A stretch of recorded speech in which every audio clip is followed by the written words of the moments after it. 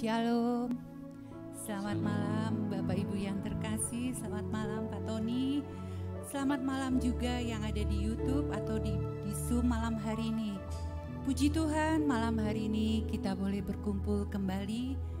Walaupun ada yang virtual, ada juga yang di tempat. Tapi kita percaya Tuhan selalu bersama kita dimanapun kita berada. Karena kuasanya tidak terbatas.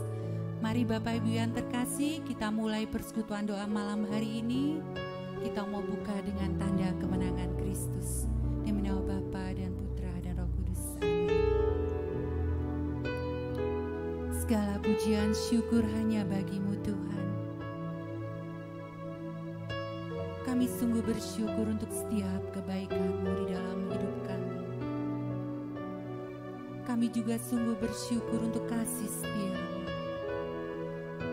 Apapun keadaan kami selalu tahu dan percaya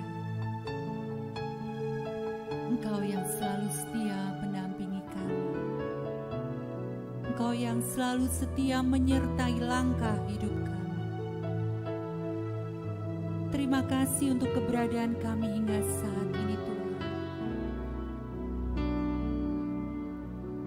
Engkau Allah kami yang luar biasa. Pada malam hari ini kami datang ke dalam hadirat-Mu. Kami membawa hati kami. Kami rindu mengucapkan syukur hanya kepadamu. Inilah ucapan syukur kami Tuhan. Kami mau naikkan pujian hanya untuk kemuliaan-Kau. Terimalah pujian kami Tuhan. Ku naikkan syukur padamu Yesus, ku sembah sujud kepadamu Tuhan, di hadapan tata kemuliaan-Mu,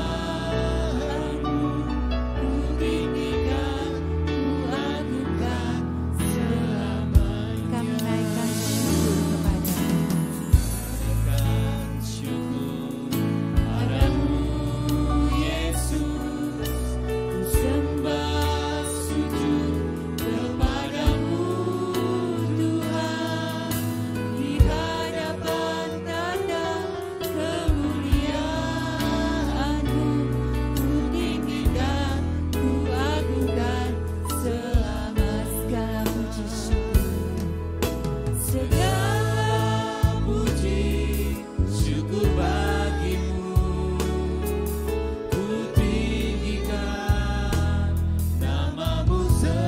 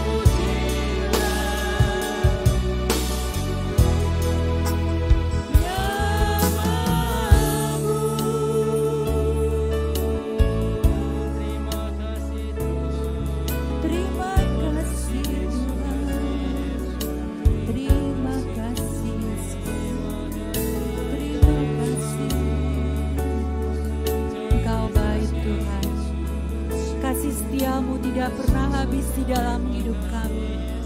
Engkau sertai langkah kami. Engkau yang selalu ada di dalam hidup kami, Tuhan.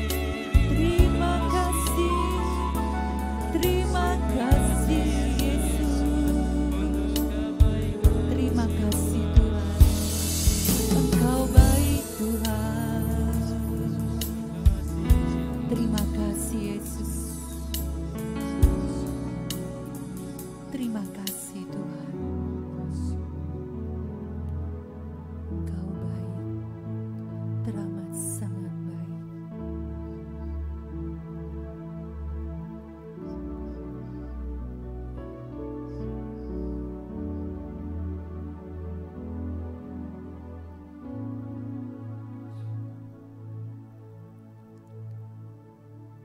Terima kasih Tuhan.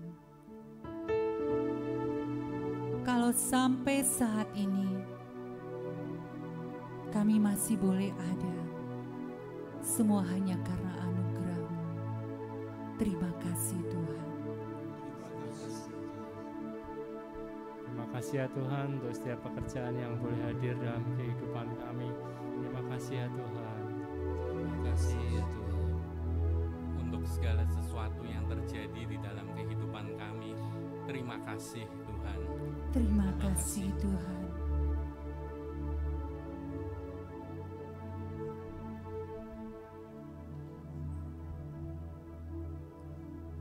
Terima kasih Tuhan. Untuk segala kebaikan-Mu yang boleh kami nikmati hingga malam hari ini. Terima kasih Yesus. Terima kasih Yesus. Terima kasih Tuhan atas segala perjalanan yang Kau berikan kelancaran dan keselamatan. Terima kasih Tuhan. Terima kasih Tuhan. Terima kasih untuk hati yang gembira menghadapi cobaan. Terima kasih Tuhan.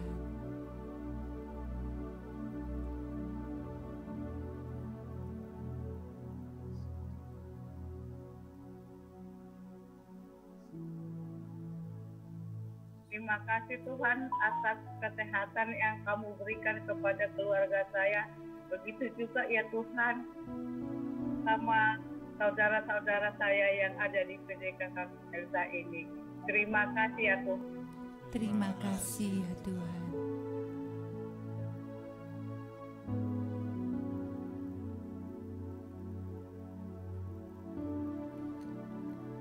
Inilah ucapan syukur kami Tuhan.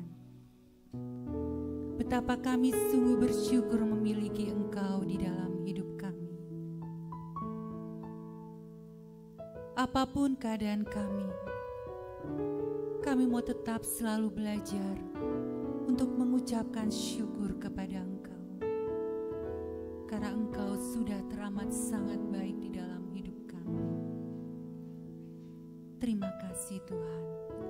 Terima kasih. Amin. Sekali lagi shalom yang ada di Zoom ataupun di YouTube dan juga yang ada di tempat ini. Shalom. Shalom. Bapak Ibu yang terkasih, Tuhan kita sungguh luar biasa. Biarlah malam hari ini kita mau satukan roh kita untuk memuji dan memuliakan Tuhan. Walaupun tidak boleh saling bergandengan tangan, kita saling sapa satu sama lain dengan senyum manis kita.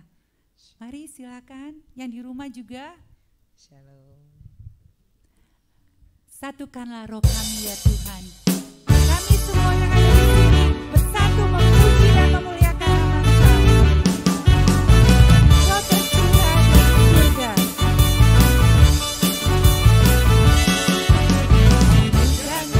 hadirat-Mu kami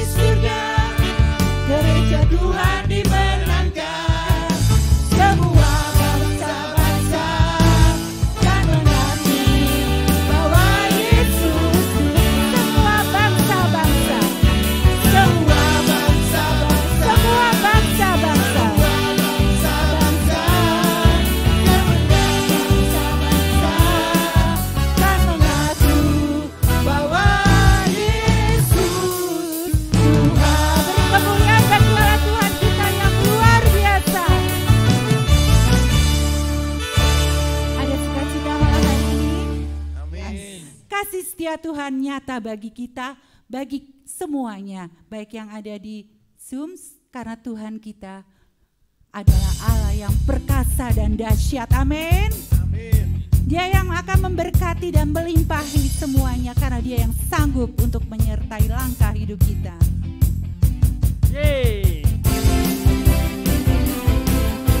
Kasih setiamu nyata bagimu Tuhan, bagi kita semua.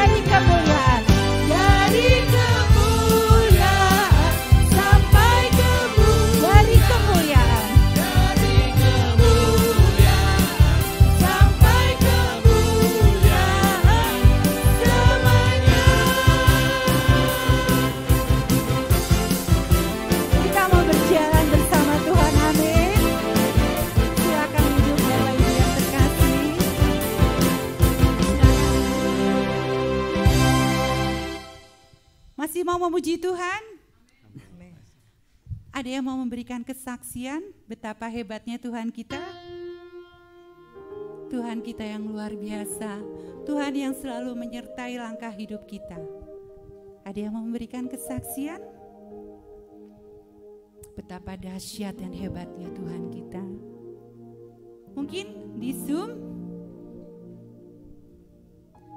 ada yang mau menceritakan kebaikan Tuhan malam hari ini?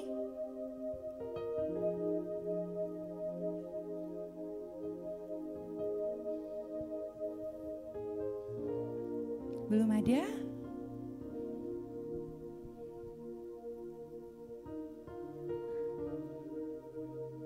Belum ada ya? Oke. Kita semua percaya bahwa Tuhan kita selalu ada menyertai langkah hidup kita. Apapun yang boleh kita alami, tidak pernah Dia meninggalkan kita. Malah terkadang kita yang meninggalkan Dia.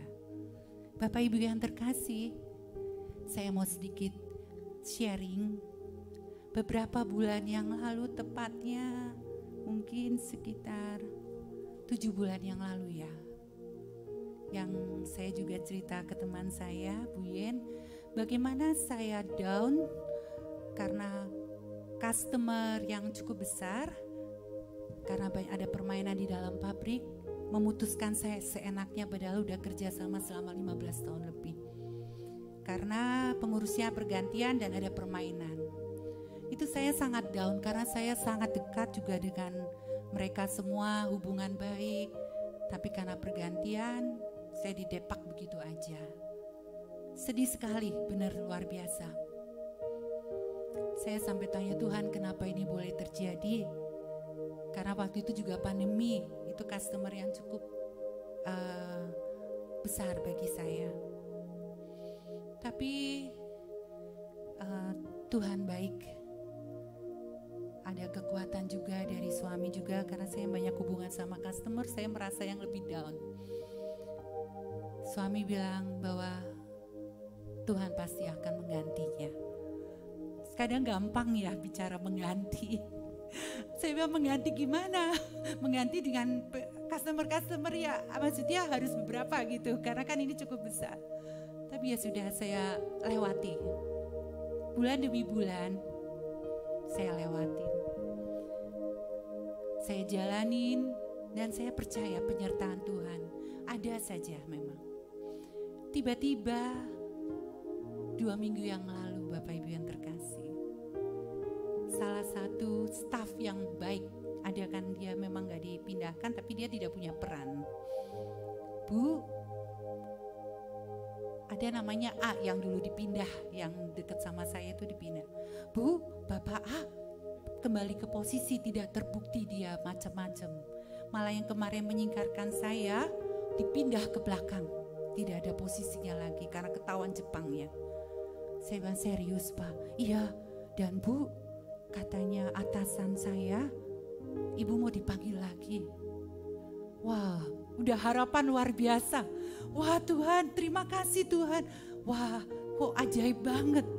Dan Ibu percaya memang yang kemarin pun kita nggak suka, nggak bagus, komunikasi segala nggak enak. Saya cerita ke suami bilang, kalau rencana Tuhan semuanya pasti akan terjadi, terlaksana. Dan kemarin pimpinannya juga udah email. Saya mohon doanya aja semua biar berjalan dengan lancar dan percaya. Setiap apapun langkah hidup kita, Tuhan yang menentukan. Dan janganlah pernah putus asa, selalu ada harapan bersama Tuhan. Amin Bapak Ibu yang terkasih, Tuhanlah kekuatan kita. Tuhanlah satu-satunya pengharapan kita, hanya kepada Dia. Apalagi pandemi saat ini, belum tentu semua keadaan membaik, tapi percaya Tuhan kita lebih luar biasa. Dia yang punya kuasa, Dia yang pegang hidup kita. Mari Bapak Ibu yang terkasih, saya ajak Bapak Ibu, kita mau bawa hati kita malam hari ini untuk menyembah Dia. Dia yang terindah di dalam hidup ini. Dialah yang termanis di dalam hidup kita. Semua lidah akan mengaku bahwa Yesuslah Raja di atas segala raja. Kita mau bawa pujian penyembahan kita kepadanya.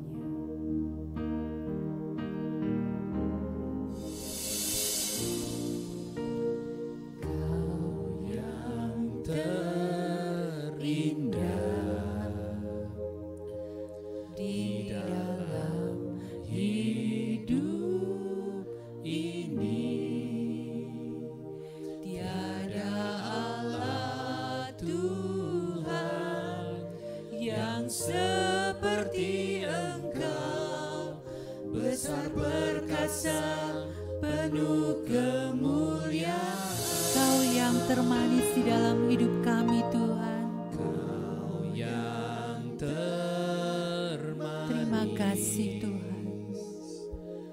Di dalam hidup ini, ku cinta Kau lebih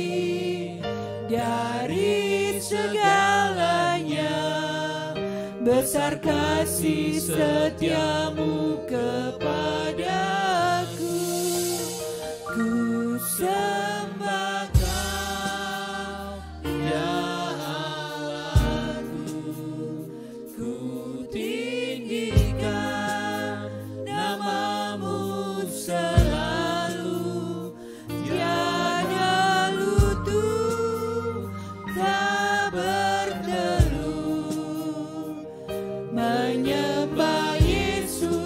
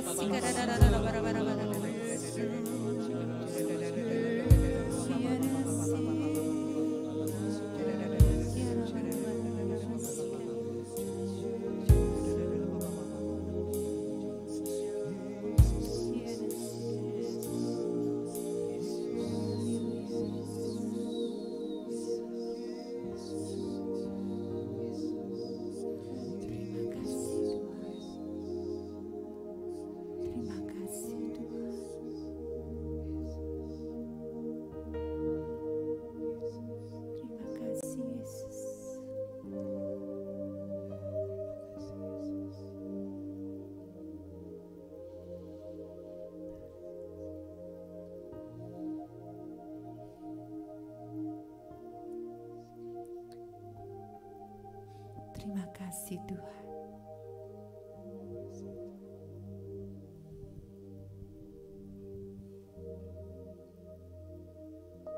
Terima kasih Yesus. Malam hari ini Engkau tibakan anak-Mu, Bapak Tony, untuk mewartakan setiap sabda-Mu Tuhan.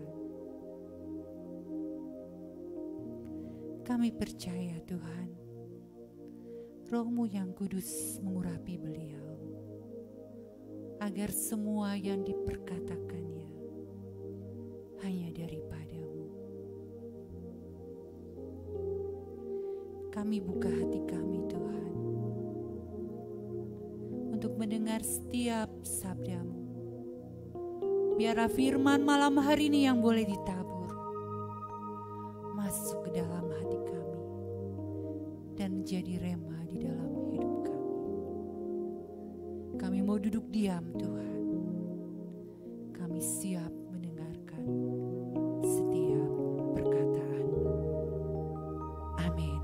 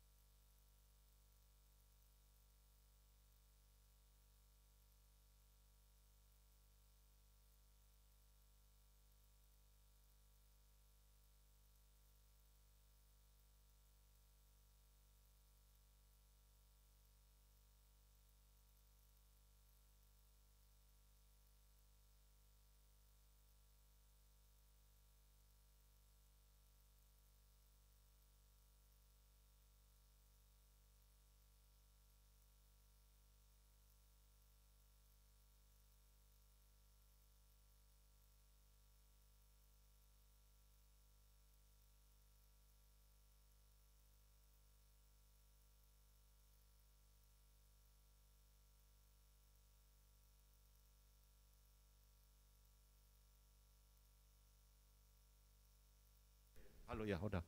Setelah 2 tahun lebih kita tidak berjumpa, tapi pada malam hari ini kita berjumpa kembali di tempat yang sangat indah ini. Tema malam hari ini menarik.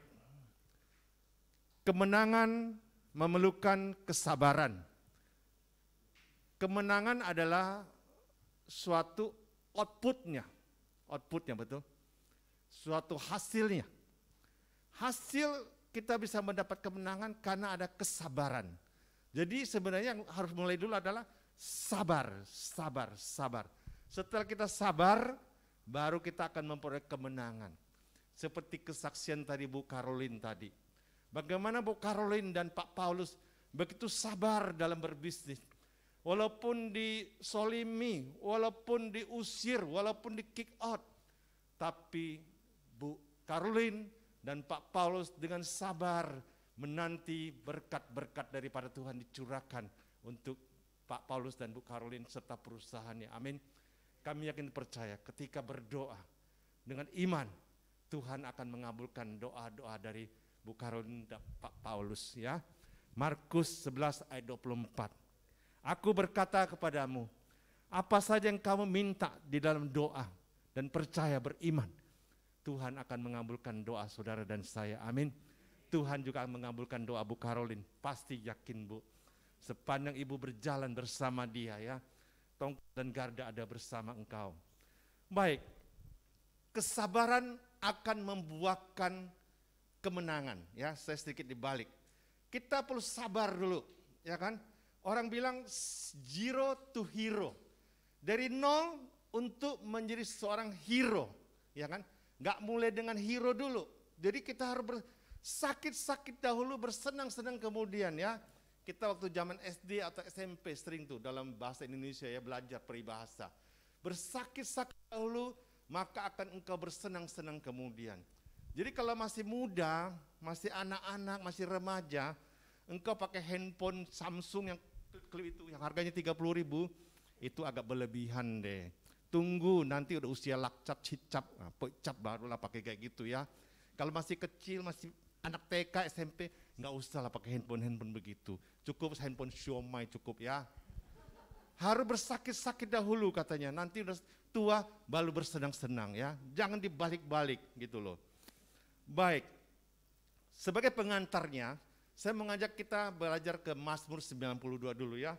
Kita buka di dalam Mazmur 92, ayat ke-13 sampai 14. Sampai 15. Ayat 13, 14 dan 15. Mazmur 92. Sudah? Ditayangkan Kak?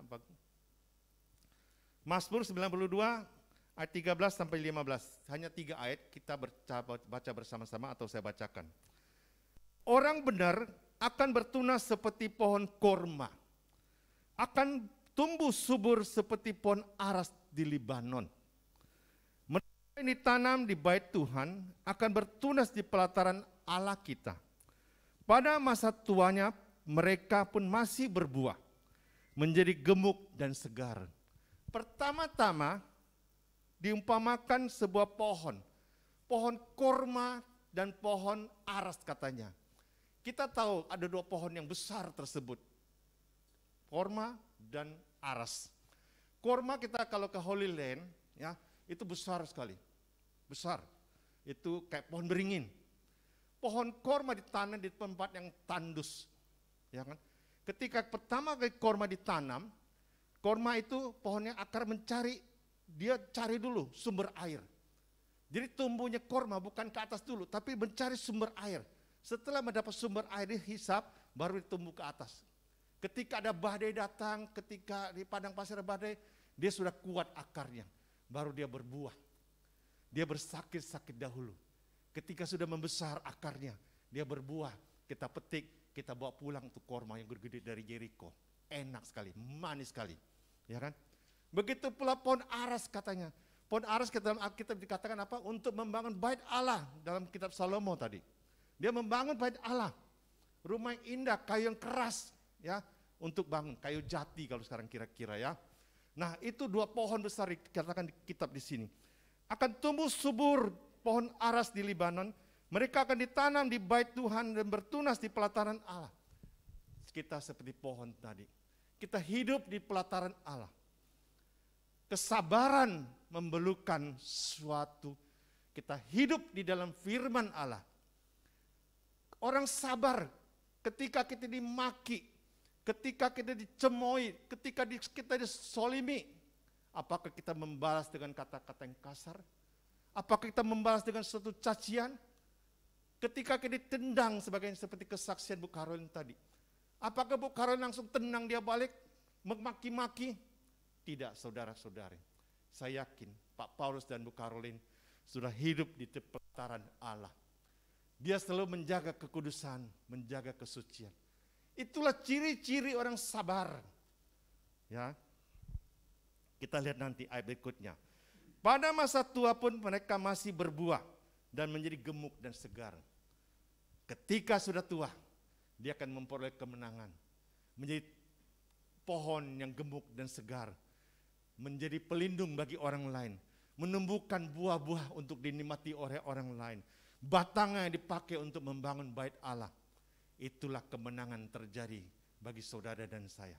Bila Anda dan saya mau sabar setiap hari menghadapi kehidupan ini. Amin.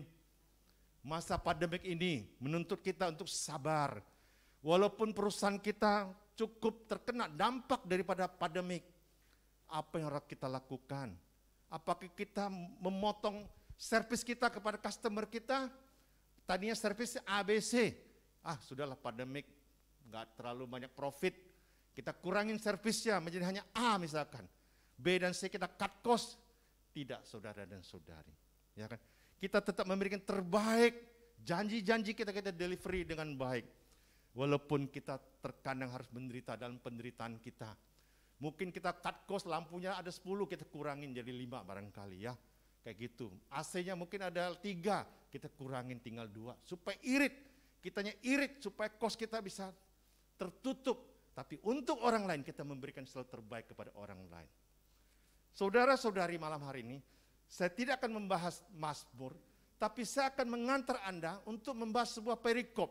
Seorang tokoh perjanjian lama di awal perjanjian lama yang sangat terkenal sekali. Bagaimana seorang tokoh ini ya kan? Hidupnya sangat sabar dalam penderitaannya. Walaupun disolimi, walaupun sekalipun difitnah, beliau tetap sabar. Beliau tetap berdiri tegak dalam menghadapi kenyataan ini. Beliau bersandar kepada Allah. Beliau selalu menjaga kesuciannya dan kekudusannya. Siapa tokoh dalam awal perjanjian lama itu? Adalah seorang Yusuf. Mari kita baca firman Tuhan di dalam kitab Kejadian bab 37.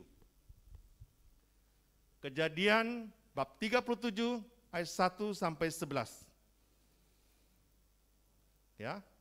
Yusuf dan saudara-saudaranya. Sudah? Kalau belum saya bacakan saja ya. Yusuf dan saudara-saudaranya.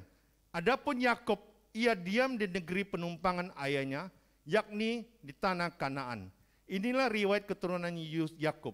Yusuf tak kala berumur 17 tahun, jadi masih muda, biasa menggembalakan kambing domba bersama-sama dengan saudara-saudara anak Bilha dan Jilpa. Jadi Yusuf di masih usia yang sangat muda, dia menggembalakan kambing dan domba bersama saudara-saudaranya. Dan Yusuf menyampaikan kepada ayahnya kabar tentang kejahatan saudara-saudaranya. Lihat, dari kecil saja Yusuf sudah mendapat kejahatan dari saudara-saudaranya. Bukan saudara kandung, satu bapak beda emak ya. Saudara tiri artinya ya. Kita tahu Yusuf banyak saudara.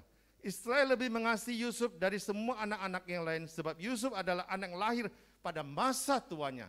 Jadi bapaknya Yusuf ini, ya kan, Yakub, sangat senang waktu Yusuf lahir, ya kan, di hari tuanya dari rahim seorang Rahel. Ia menyuruh membuat jubah dan jubah yang mahal indah serta maha indah bagi dia. Jadi Yusuf mendapat hadiah jubah yang indah ya. Setelah dilihat dari saudara-saudaranya bahwa ayahnya lebih mengasihi Yusuf dari semua saudaranya, maka bencilah mereka seorang kepada yang lain dan tidak menyapa dengan ramah. Akhirnya apa? Kecemburuan terjadi saudara-saudara. Saudara-saudaranya daripada Yusuf melihat bahwa Yusuf dibikinkan jubah yang indah oleh bapaknya. Saudara-saudara yang cemburu.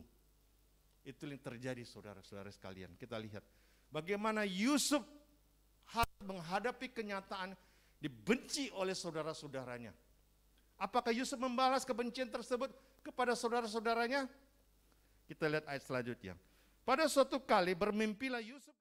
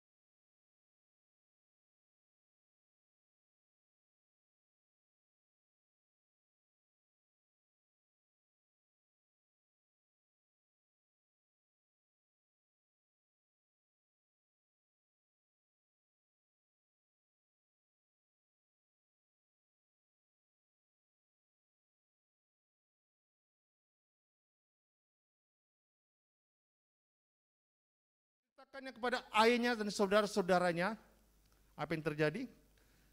Ia ditegur oleh ayahnya, mimpi apaan itu kamu? Yakub marah juga kepada dia, ya. Lu mimpi apa sih bocah satu ini? Lu katakan apa sih? Lu ngawur tahu? Lu mah gak bisa tidur. Kebanyakan gelek kali. Kebanyakan apa kali ya? Ya, kira-kira orang-orang sekitarnya mengatakan gitu. Masakan aku dan ibumu serta saudara-saudaramu akan sujud kepadamu sampai ke tanah? Masa aku orang tua, bapak dan ibu akan sujud sama kamu? Gila kali namanya mimpi itu, ya kan? Ayat ke-11. Maka iri hati saudara-saudara kepadanya, tetapi ayahnya menyimpan hal itu dalam hatinya. Saudara-saudari, bagaimana kisah itu tersebut, dia sangat bisa menafsirkan mimpi dengan baik. Dia punya talenta, karunia yang diberikan Tuhan luar biasa. Dia perkatakan kepada saudara dan ayahnya bahwa suatu hari engkau akan menyembah aku. Ternyata memang benar. Aku mencatat dalam peristiwa kitab Yusuf tersebut ada 7 kesabaran penderitaan yang harus dihadapi oleh seorang Yusuf. Yang pertama, Yusuf dalam mimpinya bercerita bahwa ayah akan sujud menyembah Yusuf membuat saudara-saudaranya, membuat kakak-kakaknya marah, benci kepada Yusuf. Itu yang pertama saya melihat. Saudara-saudara Yusuf yang lebih senior, lebih tua, urutan anak pertama sampai anak ke-10, benci kepada Yusuf. Yusuf kok hebat amat dalam mimpi lu ya kira-kira ya, membuat saudara benci. Yang kedua, kita lihat kalau baca ayat selanjutnya, Yusuf sama saudaranya, karena saudara benci kepada Yusuf, apa yang dilakukan oleh saudaranya? Saudaranya memasukkan Yusuf ke dalam sumur, ya kan? Seakan-akan mau membunuh si Yusuf ini. Itu penderitaan yang kedua yang harus dihadapi oleh seorang Yusuf. Penderitaan yang ketiga, saya ngajak ibu bapak baca ayat ke-23.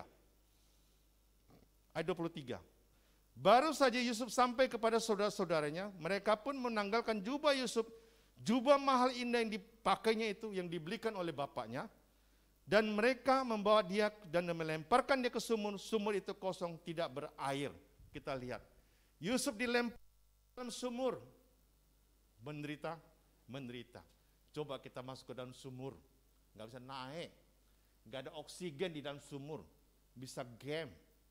Bukan COVID yang bisa membunuh orang, masuk ke dalam sumur juga bisa membunuh orang, bunuh diri namanya. Ini dilemparin dalam sumur. Coba. Penderitaan ketiga. Penderitaan keempat, ayat ke-27. Mari kita jual dia kepada orang Ismail itu, tetapi janganlah kita apa-apakan dia karena ia saudara kita, darah daging kita, dan saudara-saudaranya mendengarkan perkataan itu. Lihat. Penderitaan keempat yang dihadapi oleh seorang Yusuf. Yusuf dijual kepada orang lain sebagai budak. Ya kan, di Mesir seharga 20 sik. Ya. Kalau kita kira-kira punya pembantu di rumah, pembantu kita dari kampung, pembantu hatinya gimana? Pengen cepat-cepat pulang nggak, pengen kampung? Ngomong kepada tuannya, saya nggak betah kerja, pengen pulang. Tapi Yusuf sebaliknya, dia terpaksa, dia harus dijual oleh saudaranya ke tempat yang negeri yang jauh tersebut, ya kan? Saya melihat penderitaan Yusuf kelima, bagaimana Yusuf tinggal di negara Mesir, di negeri orang asing. Pekerjaan Yusuf sebagai apa? Budak, sebagai PRT, pekerjaan yang paling rendah, ya kan? Yang tidak pernah dipingin cita-citakan oleh orang, ya kan? Sangat menderita. Penderitaan yang sungguh amat yang keenam, sungguh amat dahsyat. Bagaimana ketika Yusuf tinggal di rumah Potifar, Yusuf dihina, Yusuf disolimi, Yusuf difitnah oleh istri Potifar, bahwa Yusuf telah berselingkuh dengan istri Potifar tersebut.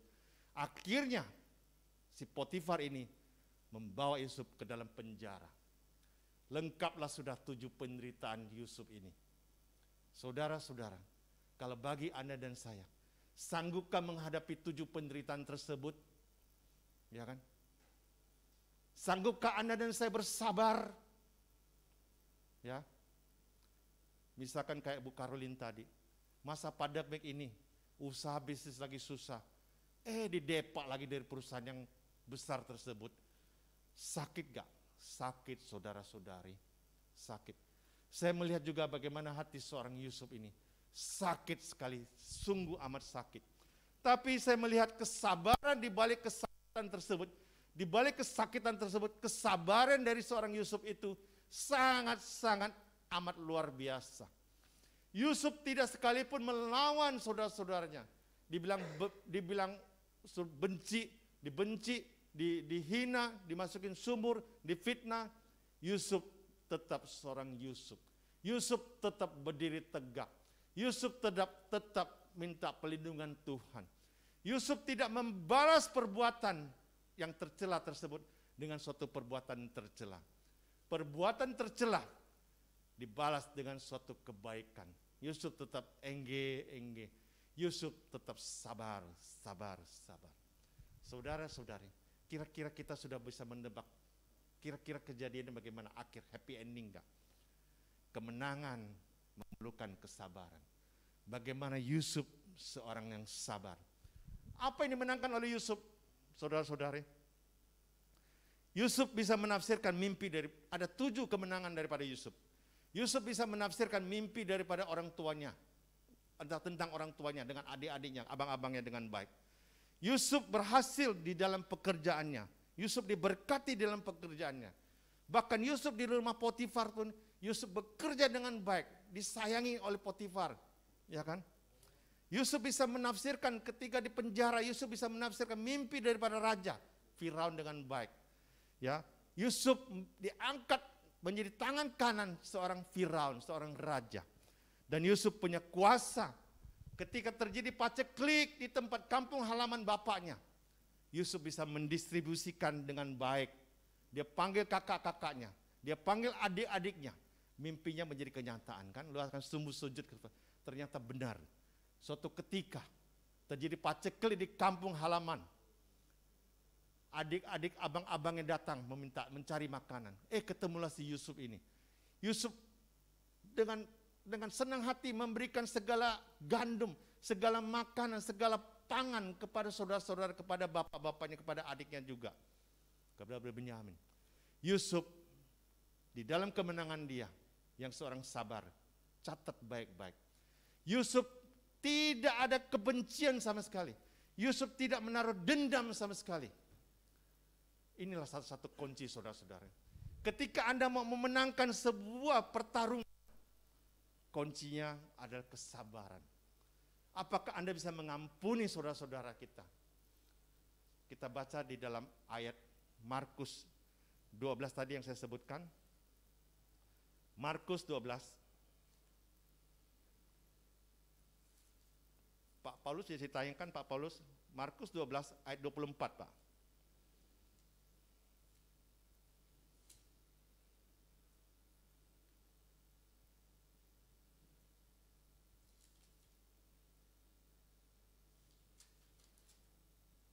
Markus 11 Pak. 11:24. Ya, kita baca sama-sama. Markus 11 ayat ke-24. Karena itu, aku berkata kepadamu, apa saja yang kamu minta dan doakan, percayalah bahwa kamu telah menerimanya. Dalam hal ini akan diberikan kepadamu. Ketika di dalam penderitaan kita, kesabaran, doa saja. Butuh percaya, artinya iman, yakin. Tuhan pasti menjawab doa orang sabar. Ayat ke-25. Dan jika kamu berdiri untuk berdoa, apa yang dikatakan? Dahulu sekiranya ada barang sesuatu dalam hatimu terhadap seseorang, supaya juga Bapamu yang di surga mengampuni kesalahan-kesalahanmu. Yusuf ketika melihat penderitaan daripada adik-adiknya, kakak-kakaknya, Yusuf mempunyai hati yang tulus. Dia mengampuni, dia tidak mengingat-ingat lagi bagaimana dia sakit dijatuhkan ke dalam sumur. Bagaimana sakitnya Yusuf dijual ke Mesir sebagai budak. Bagaimana dia dihina, disolimi, difitnah dan sebagainya. Yusuf bisa mengampuni. Jadi kunci daripada kesabaran untuk memperoleh kemenangan adalah Anda bisakah mengampuni orang lain. Jangan ada beban-beban dalam hidup saudara dan saya. Lepaskan semua. Ya, dalam doa Bapa kami tiap hari kita ke gereja, doa yang paling sempurna katakanlah, diajarkan kepada kita bagaimana engkau mengampuni orang lain. Ketika engkau mengampuni doa orang lain, doa Anda percaya dengan beriman akan dikabulkan oleh Tuhan. Saudara dan saudari, firman Tuhan mengatakan luar biasa. Ketika Anda bersabar, maka yakin dan percaya Tuhan akan menyertai Anda dan saya. Bahkan dikatakan di dalam Mazmur 12, Pak Paulus, Mazmur 12 ayat ke-7, Pak. Bagaimana dikatakan janji Tuhan? Ketika ada janji Tuhan yang murni, bagikan apa? Kita baca. Mazmur 12 ayat 7. Janji Tuhan adalah janji yang murni. Bagaikan perak yang teruji berapa kali? 7 kali dimurnikan dalam dapur peleburan di tanah. Yusuf mendapat penderitaan sebanyak 7 kali. Yusuf mendapat kemenangan juga sebanyak 7 kali. Anda dan saya dituntut untuk bersabar, diuji, dipoles, ya, di dalam api yang sangat panas seperti perak sebanyak 7 kali supaya murni. Engkau dimurnikan, engkau masuk ke dalam peleburan di tanah. Jadi jangan khawatir saudara-saudara, kalau sekali doang sakit, aduh Tuhan kemana Tuhan, udah kita cari Tuhan lain, gak sabar sudah. Pandemik sudah 2 tahun, kalau kita tidak sabar, mungkin sudah kita gak sanggup lagi menghadapi kehidupan ini. Coba, waktu misalkan Imlek, kita gak bisa ke rumah orang tua kita, mau kasih angpau pakai tongkat, kasih tongkat. Ya, bagi orang yang lebaran gak bisa nyungkem kepada orang tuanya, gak bisa datang, takut kena masker, kena apa? Kena corona, ya kan? Anak gak bisa ketemu orang tua gak bisa ketemu anak. Memerlukan kesabaran gak? Sabar saudara. Selama pandemi kita kalau tidak sabar, kita sudah gak tahu jadi apa lagi sudah. Ya kan? Kita sudah berontak kali. Kita tinggal di rumah saja sebulan, aduh rasanya tuh berat sekali coba. Ya kan? Berapa setahun lebih yang ada masa-masa delta kan ya. Bagaimana kita mengurung diri di rumah. Awal-awal dari corona, kita tiap hari lihat TV, Laudato Si, apa novena merah putih, apa segala macam. Itu kita kayak tiap hari lihat koleksi di rumah aja. Itu lihat di TV, tiap hari kita berdoa saja sudah di TV itu. Live streaming, betul gak? Kita gak berani kemana-mana. Itu lama-lama kita bisa gila tuh. Kita dituntut untuk sabar. Setelah 2 tahun ini, kita sudah mulai merasakan sedikit lega sudah. Walaupun kita harus tetap waspada dengan memakai masker. Tapi kita lihat, kita semua sudah divaksin booster. Negara kita jauh lebih maju ya kan daripada negara-negara lain. Saya belum lama pergi ke Malaysia. Setelah Malaysia buka, boleh kita masuk, saya pergi. Jumlah yang divaksin di sana jauh berkurang daripada kita. Kita vaksin duluan, dia belum waktu itu. Kita jauh lebih maju. Ya kan? Bersyukurlah. Walaupun ada fase ketiga, tapi tidak terlalu membahayakan. Teman-teman saya yang kena baru-baru ini lapor, ya kan? Tapi tidak terlalu berbahaya, 2-3 hari itu udah baik. Bersyukurlah kita, ya kan, mempunyai pemimpin yang baik, ya kan, menganjurkan kita pakai masker sebagainya. Kita dituntut sabar. Sabar, ketika kita sabar, kita memperoleh kemenangan. 2 tahun pandemik ini, Tuhan menyertai bumi Indonesia loh. Bener gak? Kenapa saya bilang? Negara lain sudah rontok. Sri Lanka sudah rontok. Turki sudah rontok. Myanmar harus sebentar lagi menyusul. Tapi Indonesia di bawah presiden kita beri tegak. Tuhan memberikan berkat kepada tanah air kita. Ladang dan bumi diberkati.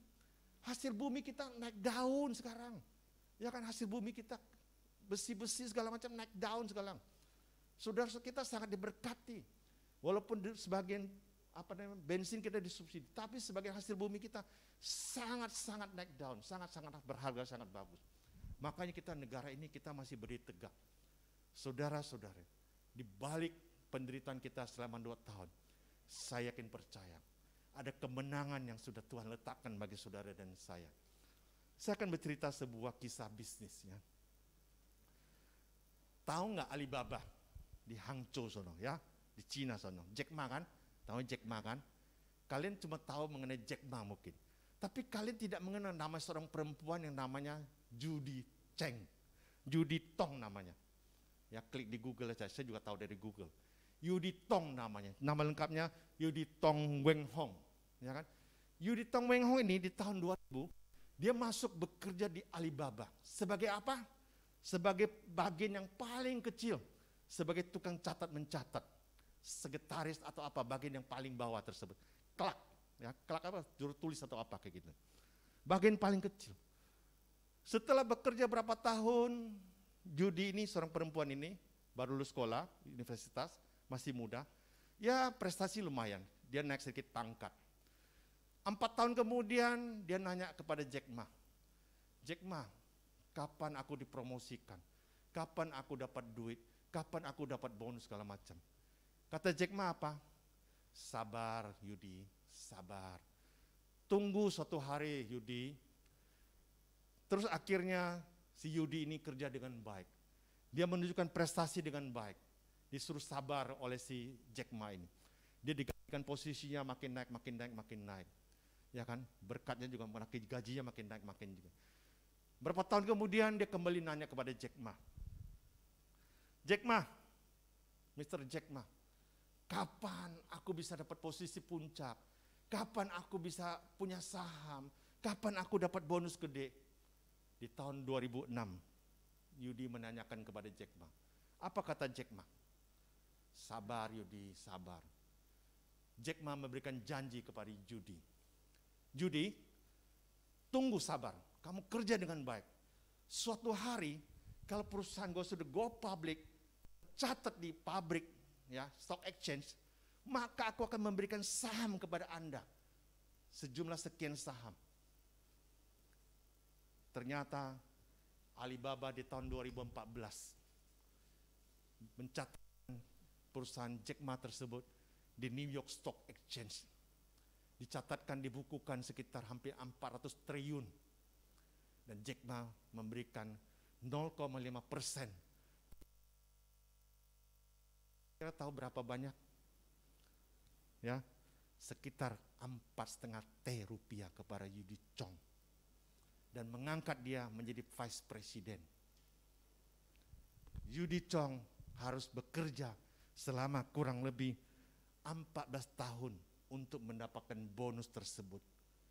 Kalau Anda dan saya baru menderita 2 tahun di masa pandemik ini, belum seberapa dengan penderitaan orang lain yang di luar. Kita masih jauh diberkati. Kita tidak kekurangan apapun. Kita bisa makan dengan enak. Kita bisa tidur dengan enak. Kita lihat, saudara-saudara kita yang di luar masih banyak hidup di dalam kekurangan, apalagi di masa pandemik ini. Sebagai tukang Gojek, pasti itunya berkurang penghasilannya. Sebagai supir Grab juga pasti berkurang. Berapa banyak pekerjaan-pekerjaan informal yang harus di PHK. UMR tahun ini di Jakarta turun, berapa duit? Turun 100.000 coba.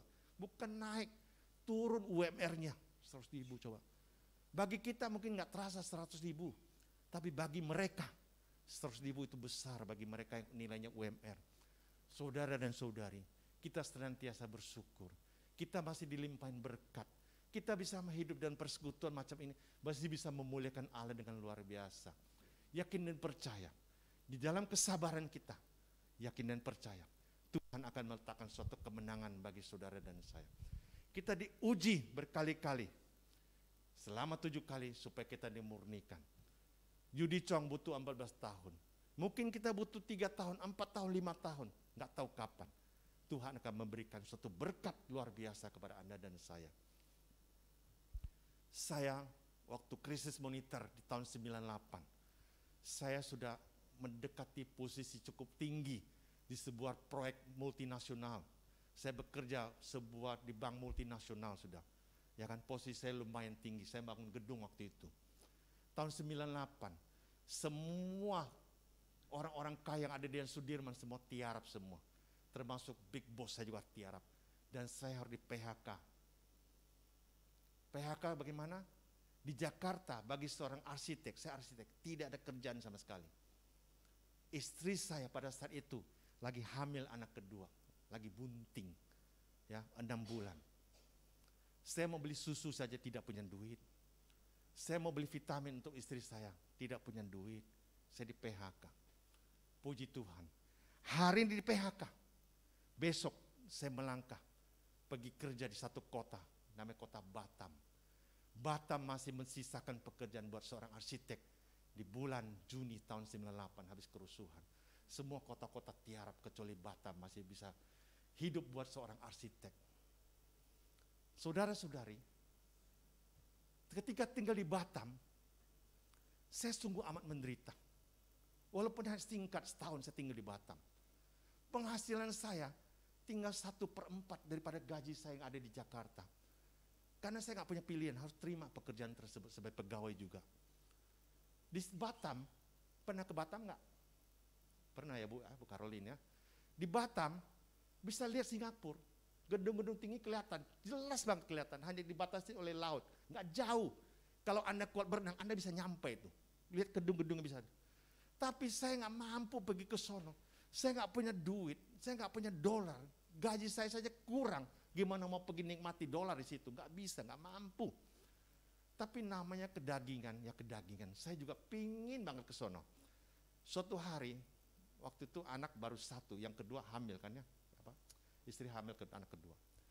Suatu hari saya ngajak kepada istri saya, Mi, yuk kita sekali-kali hari Minggu yuk kita ke Singapura yuk. Kita lihat Takashimaya kan seru ya teman-teman, kita pergi Takashimaya kan enak ya. Tapi ya kita pergi ya. Tapi kita harus sederhana ya. Kata istri saya, oh boleh lah Pi, kita bawa anak kita yang bocah tersebut, kita naik kapal laut, kita nyebrang ke sono. Saya bilang kepada istri saya, kita pergi, tapi ingat ya, jangan ada shopping-shopping ya. Ini papi nggak punya duit loh, sama sekali loh. Duit pas-pasan buat tiket pulang pergi.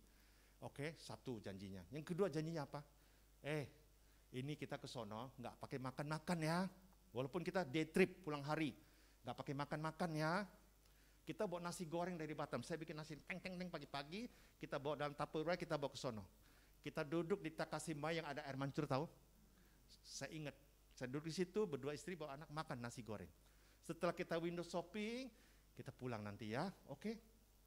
Makanya nggak heran, kalau setiap kali saya sekarang ke Singapura, saya harus napak tilas duduk di Takashimaya tersebut, saya harus duduk situ. Mengenang masa-masa lalu saya susah tersebut. Itulah bagaimana susahnya saya tahun 98 tersebut. Dan setelah itu setahun kemudian, saya nggak betah tinggal di Batam. Saya kembali ke Jakarta. Ke Jakarta saya buka usaha baru saya ini sebagai tukang jual ST. Saudara-saudara, di situ saya kerja keras mengandalkan Tuhan.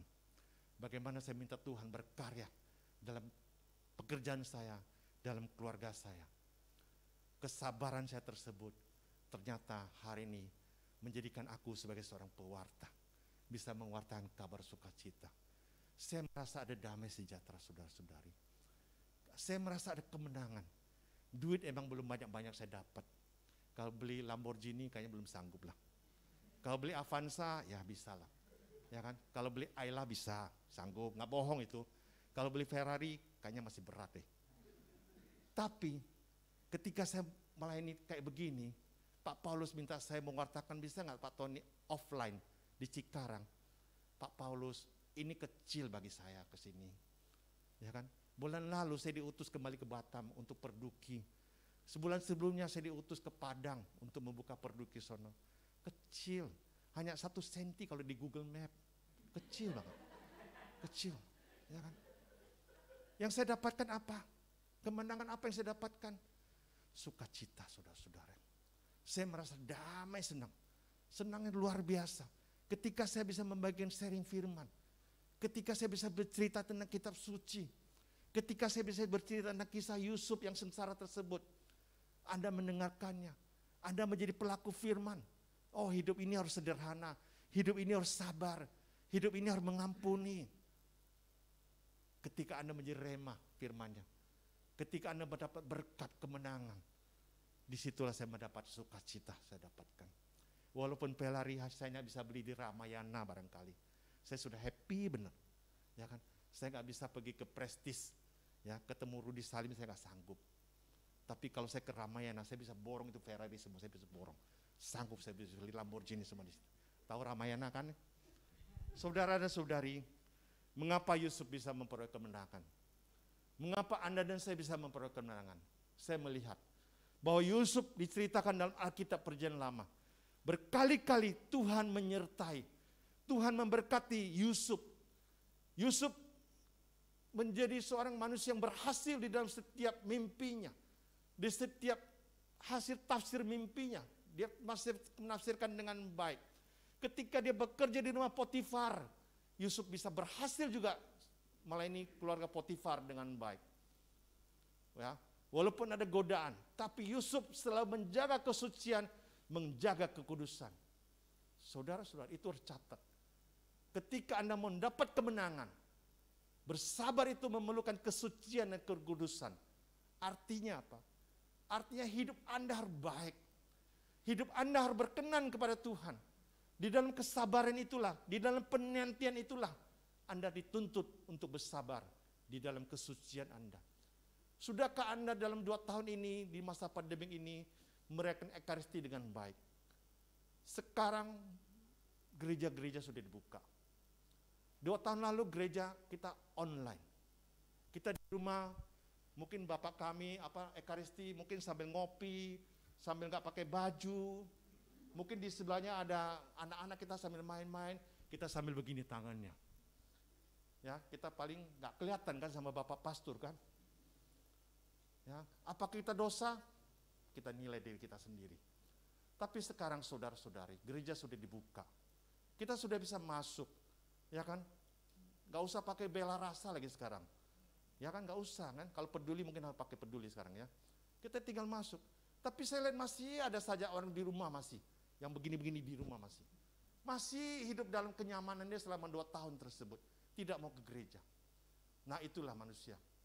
Sabar, tapi tidak hidup dalam kekudusan. Tidak hidup dalam kesucian. Masih pingin begini di rumah dia. Di atas di TV-nya dia begini. Gereja sudah dibuka. Pintu gereja sudah lebar-lebar. Mari kita datang ke rumah Tuhan. Kita merayakan Ekaristi. Di gereja sudah novena. Di gereja sudah ada rosario dan sebagainya. Mari. Di persekutuan doa sudah ada begini juga. Mari kita hadir saudara-saudara. Kecuali Anda benar-benar tidak bisa hadir. Ada sakit penyakit, batuk-batuk, takut depa ke orang lain, ya silakan hadir di Zoom, mungkin yang Zoom pada malam ini. Tapi kalau Anda sehat walafiat, marilah kita datang ke persekutuan doa. Marilah kita hadir bertemu dengan Yesus secara real di dalam Ekaristi tersebut. Supaya kita jaga kekudusan, jaga kemurnian hidup kita, jaga kekudusan kita. Kita akan berjumpa dengan Tuhan seperti halnya Yusuf. Yusuf menjadi pribadi yang taat. Pribadi yang tabah, pribadi yang setia. Dia tidak mencong ke kiri, dia tidak mencong ke kanan. Dia lurus terus hidupnya. Dia tahu apa yang dia harus tahu tuju. Dia tidak mencong. Ya kan? Ketika ada penderitaan, seringkali orang mencong. Ketika ada kesengsaraan, seringkali manusia mencong. Cari ilah-ilah lain. Tapi Yusuf tidak. Dia tetap fokus kepada Allah. Tetap fokus kepada Tuhan. Mampukah saudara dan saya di dalam penderitaan kita tetap fokus kepada Allah. Ya kan? Ketika misalnya kita didepak dari perusahaan tersebut, udah dah, kita cari bunga 7 rupa, ayam hitam, dan sebagainya. Jangan saudara-saudari. Yusuf 7 kali penderitaan dia tetap fokus mencari ilah, mencari Allah, mencari hal-hal rohani. Kita niru Yusuf. Yusuf selalu hidupnya baik, ya kan? Tidak berbuat dosa. Yusuf tidak sombong, tidak mengampuni. Walaupun dia diangkat sebagai orang penting di kerajaan Firaun, dia punya kuasa untuk membagikan makanan. Dia panggil, dia mengampuni saudaranya. Dia tidak sombong. Dia tetap mengakui bapaknya. Dia tetap mengakui kakak-kakak yang pernah menseret-seret dia. Bukannya sombong. Oh ya, saya sudah jadi seorang gubernur ya di sini. Lu minta makanan, lu benar-benar sujud, lu sembah sujud di hadapan gue lo. Tidak, Alkitab tidak mengatakan begitu. Dia tetap membagikan. Dia tetap humble. Dia tetap rendah hati. Ketika Anda rendah hatilah, Tuhan makin menyayangi Anda. Tuhan makin melimpahkan berkatnya kepada Anda dan saya. anggur yang makin dicurahkan kepada saudara dan saya. Kita perlu rendah hati, kita jangan menjadi manusia sombong, suka menolong, dan perlu kesabaran. Saudara dan saudari, itulah firman kita belajar dari seorang Yusuf. Bagaimana kesabaran akan membuahkan kemenangan. Kita dituntut untuk hidup di dalam kesucian, kekudusan. Jangan menjadi manusia sombong. Dan kita harus bisa mengampuni orang lain, maka Tuhan akan berkarya di dalam diri Anda. Setiap doa kita, di dalam iman kita, Tuhan akan berkarya. Tuhan akan mengabulkan setiap doa-doa kita. Dan kita keluar sebagai pemenang. Amin. Selamat malam, Tuhan memberkati PDKK Ersa Cikarang ini.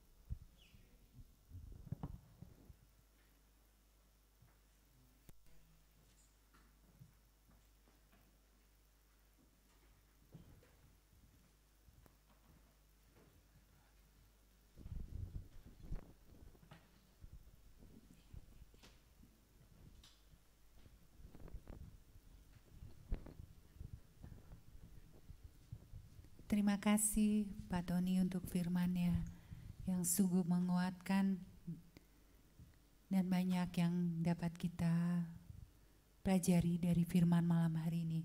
Mari saatnya kita akan memberikan persembahan yang terbaik bagi kemuliaan Tuhan, dan bagi yang ada di Zoom ataupun di YouTube, jika yang memberikan persembahan ada nomor rekening yang tertera di layar.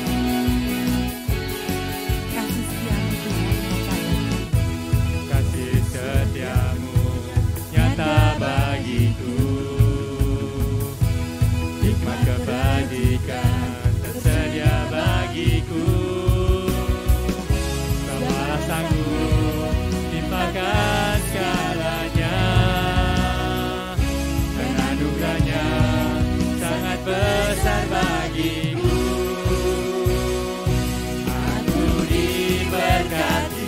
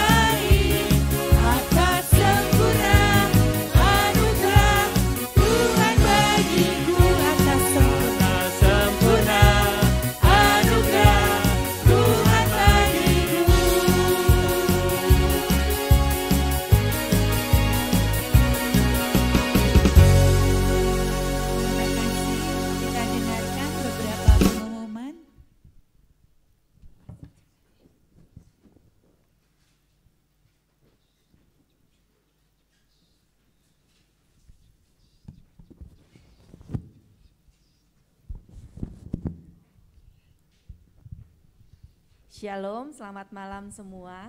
Shalom. Kami mengucapkan berlimpah-limpah terima kasih untuk Pak Tony dan istri. Menurut kami Jakarta kemari agak jauh ya Pak. Dan bagi Pak Tony hanya 1 senti. Semoga berkat berlimpah untuk Bapak dan keluarga, sukacita berlimpah mengalir untuk keluarga Bapak juga. Kami juga mengucapkan banyak-banyak terima kasih untuk teman-teman yang bergabung offsite di tempat ini. Sudah bro?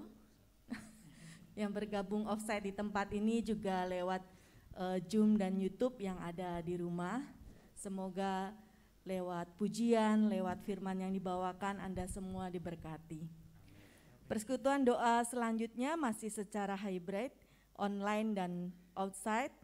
Dengan tema Nyalakan Apimu akan diadakan pada hari Rabu tanggal 27 Juli 1930. Firman oleh Saudara Jos Anselo Ganda atau Selo. Pembicara hadir secara onsite di Ruko Roksi. Kami mengundang teman-teman semua yang bisa untuk hadir di tempat ini agar kita secara bersama-sama memuji dan menyembah Tuhan. Untuk umat yang hadir secara offline atau onsite, wajib untuk scan Peduli Lindungi, mengisi daftar hadir, menggunakan masker dan cek suhu tubuh sebelum memasuki ruang persekutuan doa. Gerakan pantik foam, pantang plastik dan styrofoam. Untuk menunjang gerakan pantik foam yang diadakan oleh Keuskupan Agung Jakarta, maka dimohon umat yang hadir secara offline atau onsite dapat membawa tempat minum atau tumbler sendiri. Bagi Bapak, Ibu, dan saudara-saudari yang mempunyai talenta menyanyi dan ingin bergabung dengan tim pujian PDKK Elsa, dapat menghubungi Ketua Tim Pujian Bapak Made yang ada di belakang. Ya, itu Bro Made.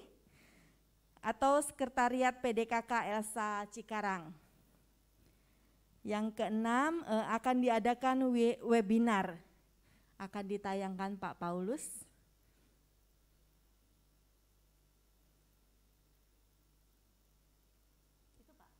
Oh, kirain video, Pak.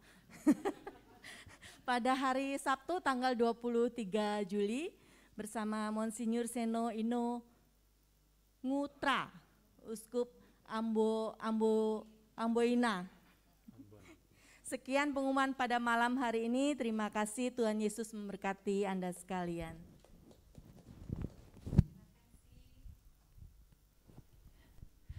Bu Yen untuk pengumumannya. Mari Bapak Ibu yang terkasih, sudah di penghujung akhir persekutuan doa malam hari ini, kita mau tutup dulu dengan doa.